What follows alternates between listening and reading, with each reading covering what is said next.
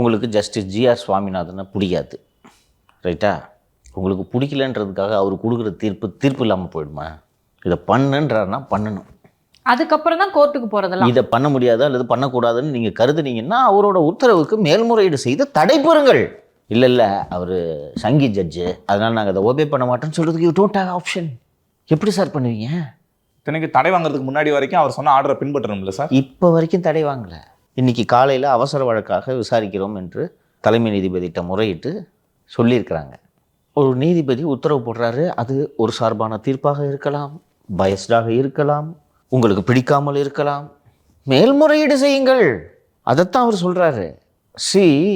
இந்த ஜட்ஜ்மெண்ட் உங்களுக்கு விருப்பம் இல்லாமல் இருந்தால் என்னோட தீர்ப்பை டெம்பிள் எக்ஸிக்யூட்டிவ் ஆஃபீஸர் ஒரு தாசில்தார் சூப்பர் சீடு பண்ண முடியாதுன்றாரு.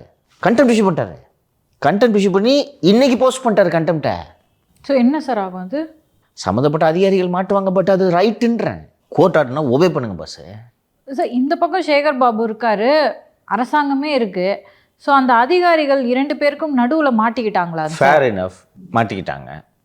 அதை செய்யலைன்னா நீங்கள் சிறைக்கு போவீங்களே, பரவாயில்லையா? சேகர் பாபு காப்பாற்றுவாரா? அதை செய்ய வேண்டியது உங்கள் கடமை, ஆப்ஷன் இல்லை. Because you are bound by law. அதை செய்கிறதுனால அதிகபட்சம் என்ன ஆகும்? சேகர் பாபு கோச்சிப்பார், ரைட்டா? சேகர் பாபு கோச்சிட்டு என்ன பண்ணுவார்? மாற்றுவார், சஸ்பெண்ட் பண்ணுவார். ஆனால் இன்றைக்கி கோர்ட்டு ஜெயிலுக்கு அனுப்ப போகல.